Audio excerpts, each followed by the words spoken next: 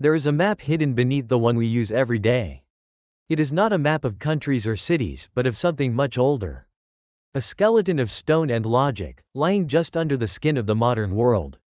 We see its fragments everywhere. The unusually straight country lane.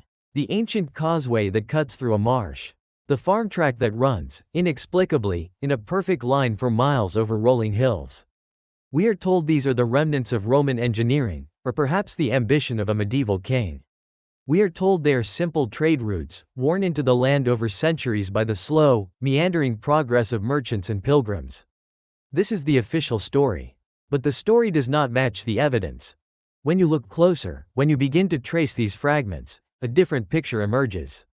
Not of isolated projects, but of a single, coherent system. A network of roads built with a precision and on a scale that defies the technological and organizational capacity of the very cultures credited with their creation. The lines are too straight. The logistics, too vast. The planning, too unified for a fragmented and primitive world. In this investigation, we will not propose a new history. We will simply examine the old one, and hold it up to the light of simple, observable facts. We will look at the maps. We will calculate the numbers. We will ask the practical questions that the official record seems to ignore. Who cut these stones? Who moved them? And who surveyed these impossibly perfect lines across an entire continent? The answer is not what we've been taught. The evidence suggests that Europe did not build this network. It was inherited. The anomaly begins with a simple observation of form. Look at any modern satellite map of rural Europe. You will see the organic, winding paths that characterize most historical development. Roads that follow the contour of a hill, that curve around a river, that respect the path of least resistance. This is what you would expect from builders with limited tools, animal-powered labor, and a practical need to connect 2 points without moving mountains. But cutting through these organic patterns, you will find something else. The lines. Perfectly straight, impossibly rigid lines that pay no mind to the terrain. They do not curve around hills, they cut directly over them. They do not divert around swamps, they are built upon massive stone causeways that bisect them. This is not the logic of a medieval merchant. This is the logic of a surveyor with a theodolite. This is the logic of an engineer with a clear, overarching plan. Let's examine a specific case. The Via Recta, in parts of France and Belgium. For kilometers, it runs without deviation. We see it on 18th century Cassini maps, already ancient then, and we see it on satellite imagery today. The official narrative might label it Roman, but its construction tells a different story. The foundation is often a deep bed of compacted stone, far more extensive than typical Roman military roads, which were primarily built for marching legions, not heavy transport. These roads were built to last, and to carry immense weight. The same pattern appears in the Teutoburg forest in Germany. Ancient paths, rulers straight, cutting through dense woodland and hills. Local legends attribute them to giants or ancient kings, a common theme when a culture cannot explain the artifacts it lives amongst. The construction is uniform, a base layer of large, rough-hewn stones, a middle layer of smaller, packed gravel and sand, and a top layer that may have been paved or simply compacted earth. This tri-layer design is a hallmark of sophisticated engineering, designed for drainage and stability. Why would isolated feudal lords, or scattered medieval towns, all decide to use the same advanced, labor-intensive construction method? Why would they all adhere to the same rigid, geometrical discipline over hundreds of miles and hundreds of years? The visual evidence presents a stark contradiction. We see 2 types of roads from the past: the meandering, practical paths of our accepted ancestors, and these, other roads. Roads that seem to have been laid down by a different hand, guided by a different mind, and built for a purpose that required continental-scale precision. The visual anomaly is unsettling. The practical logistics are impossible. Let us consider, step by step, what it would take to build just 100 kilometers of such a road using pre-industrial technology. First, the survey. To plot a straight line over 100 kilometers of varied terrain, including hills, forests, and rivers, without modern GPS or laser sighting equipment, is a monumental feat of trigonometry and sustained effort. It requires a clear line of sight, which means felling vast swaths of forest just to plot the course. It requires signaling towers, complex instruments, and a team of educated surveyors who can maintain accuracy over immense distances. Who were these surveyors in medieval Europe? Where were their schools? Where are their textbooks? The historical record is silent. Second, the earthworks. These roads do not simply lie on the surface. The ground must be cleared and graded. On a hillside, this means cutting into the slope on one side and building up an embankment on the other, creating a level roadbed.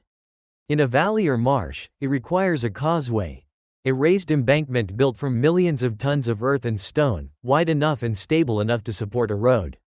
We are talking about moving cubic kilometers of material. Without excavators, without dump trucks, without bulldozers. This would have to be accomplished with hand shovels, woven baskets, and animal-drawn carts. The sheer number of laborers required is staggering. A workforce of thousands, toiling for years, just on a single segment. Where did this workforce come from? Feudal societies were based on subsistence agriculture. Taking thousands of men away from the fields for years on end would trigger widespread famine.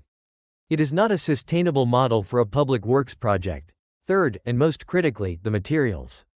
The stone. These roads are built on stone foundations. Quarries had to be located, opened, and worked. The stone had to be cut and then transported, often over many miles, from the quarry to the roadbed. An ox cart in the Middle Ages could perhaps carry half a ton. Building a single kilometer of road with a modest stone foundation 1 meter deep and 6 meters wide would require thousands of cubic meters of stone. This translates to tens of thousands of cartloads. The very roads you are trying to build would be rutted into oblivion by the immense, concentrated traffic required for their own construction. Furthermore, this army of carts needs an army of oxen. These animals need to be fed, watered, and cared for. The logistical train required to support the construction crew would be larger than the crew itself. When you multiply these requirements across a network that spans a continent, the numbers spiral out of the realm of recorded history and into pure fantasy. It is not a question of will or ambition. It is a question of simple, practical possibility. The civilizations we are told were the builders simply did not have the logistical capacity to do the work. When confronted with these logistical impossibilities, the official narrative begins to fray. The explanations become vague, repetitive, and unsupported by specific evidence. The most common attribution is Roman. The term, Roman road, has become a catch-all for any ancient, well-constructed road in Europe. But this explanation fails on multiple fronts. Many of these perfectly straight roads exist in regions where Roman presence was fleeting or non-existent, such as deep into Germany, Poland, and parts of the British Isles far from established Roman centers. While the Romans were exceptional engineers, their primary road-building efforts were focused on connecting military garrisons and major administrative hubs. The grid we see is far more comprehensive, connecting seemingly minor points with the same geometric precision as major arteries. It feels less like a military network and more like a universal civil infrastructure.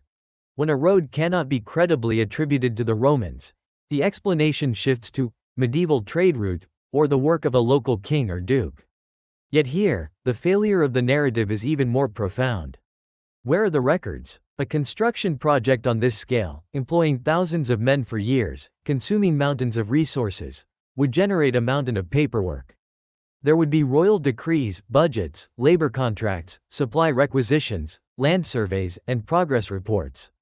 These are the very documents that fill the archives of medieval kingdoms. We have detailed records for the construction of cathedrals, listing the names of master masons and the cost of every nail. We have meticulous ledgers from monasteries detailing their agricultural output. Yet for the construction of a continent-spanning road network, the archives are almost entirely silent. There are no budgets for a 500-kilometer highway. There are no payrolls for an army of quarrymen and carters. There are no engineering plans. The story we are given is a template, repeated without evidence. A local historian points to a straight road and says, "This was built by the local duke in the 12th century to improve trade." But when asked for the decree that commissioned it, the tax records that funded it, or the chronicles that mention this massive undertaking, there is nothing. It is an assumption, a story told to fill a void. The failure is not just a lack of evidence, it is a conspicuous absence of evidence where it absolutely should exist. It is a silence that speaks louder than any vague attribution. The official story fails because it treats these roads as thousands of separate, isolated projects. But the evidence of their uniform design, their shared geometric logic, and their impossible scale points to a single, unified origin for which the history we know has no record, and no explanation.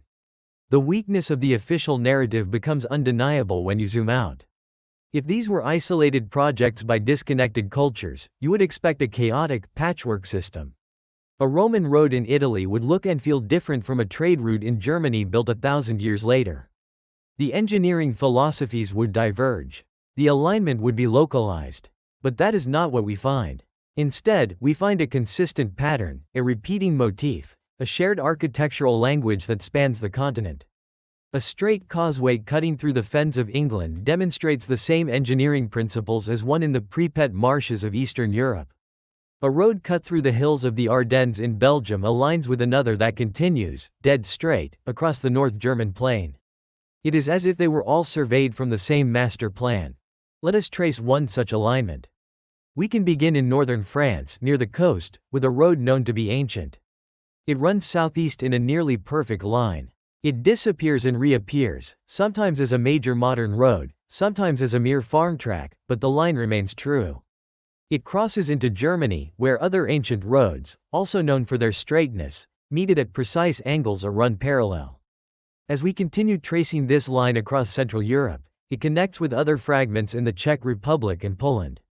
These are not random connections. They form a grid, a system of primary lines, often running at clean geopolitical angles, with secondary roads branching off. It is a system too large, too interconnected, to be the accidental result of centuries of uncoordinated efforts. The fragmented kingdoms of medieval Europe, often at war with one another, could not have collaborated on a continent-wide infrastructure project. Even the Roman Empire, for all its power, was focused on its own territory. This grid seems to predate the very concept of the nations it traverses.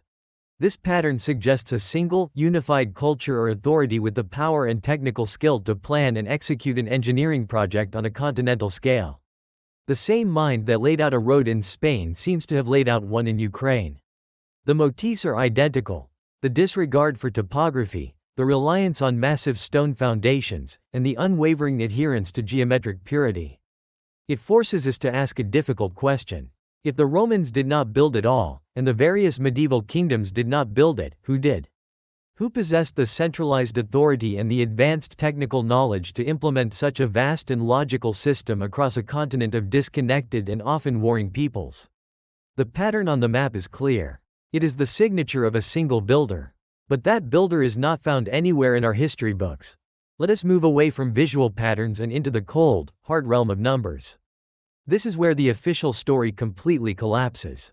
We will perform a simple calculation, a conservative estimate for the construction of a single 10-kilometer segment of a high-quality stone road. Let's assume a modest width of 5 meters and a foundation depth of just half a meter. That gives us a volume of 2,500 cubic meters of stone and fill material per kilometer. For our 10-kilometer segment, that is 25,000 cubic meters of quarried stone and gravel. Now, the labor. Using hand tools, a team of experienced quarrymen might be able to extract and break up 2 cubic meters of rock per day. To get our 25,000 cubic meters, that would take one team 12,500 days. If we assign a large workforce of, say, 100 men just to quarrying, it would still take them 125 days of continuous work, assuming no holidays, no bad weather, and no tool breakages. This is just for the quarrying. Next is transport. Let's assume the quarry is an optimistic 10 kilometers away. An ox cart can carry about 1 cubic meter of stone per trip. That's 25,000 round trips. If an ox cart can make 1 round trip per day, a fleet of 100 carts and 200 oxen would need 250 days just to move the material. This transport crew needs to be fed, the animals need fodder, and the carts need constant maintenance. Finally, the construction. A crew of another 200 men would be needed for clearing the land, digging the roadbed, laying the foundation, and compacting the layers. This would take months, running concurrently with the quarrying and transport. So, for a single, short 10-kilometer road, we have a workforce of at least 400 to 500 men, plus hundreds of animals, toiling for the better part of a year. Now, let's look at the demographics.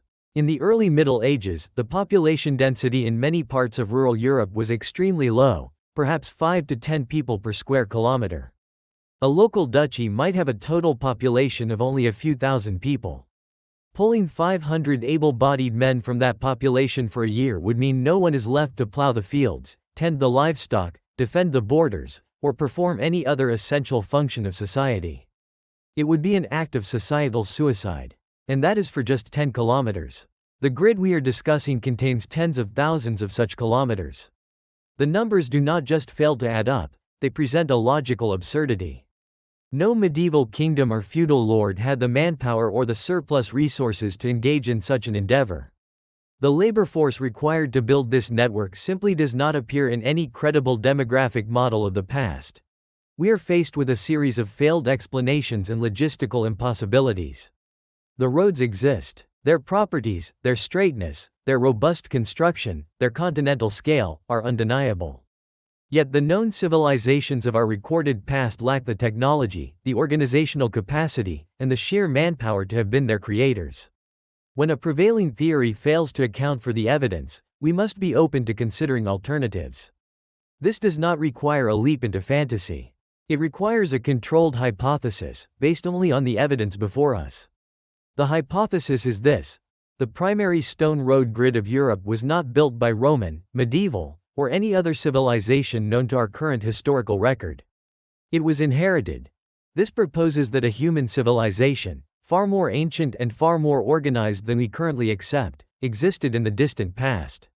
A civilization with a sophisticated understanding of surveying, engineering, and large-scale logistics.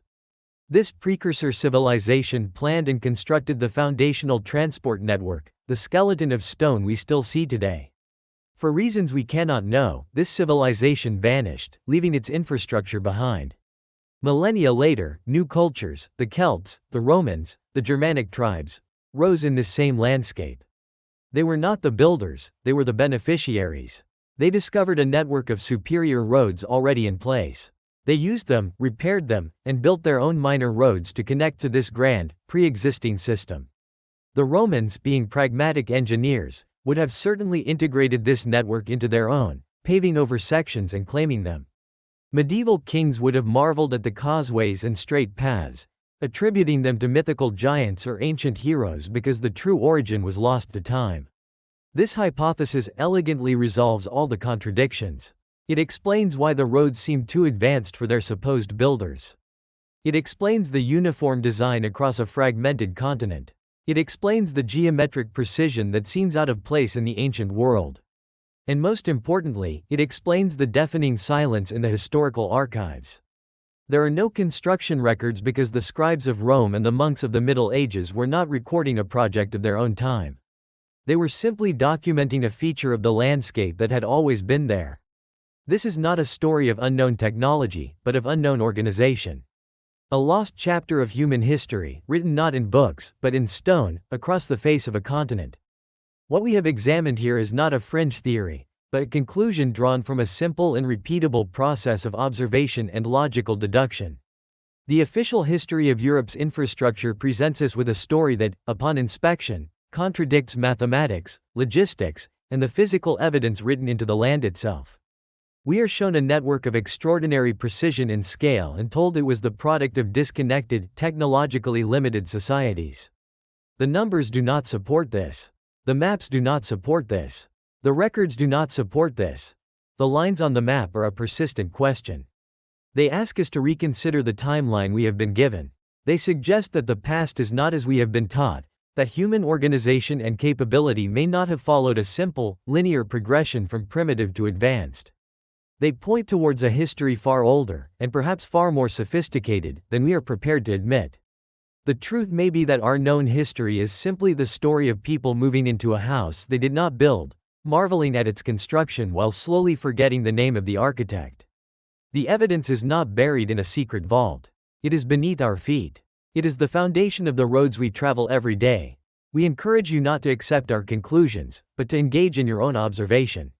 Look at the old maps of your own region. Take note of the roads that defy the landscape. Ask the simple, practical questions. Who built this, and how? The answers may not be readily available, but the act of questioning is what matters. The patterns are there for those who are willing to see them. If you are compelled to look closer at the hidden logic of the world around you, and to question the stories we have been told, consider following our work as we continue these investigations.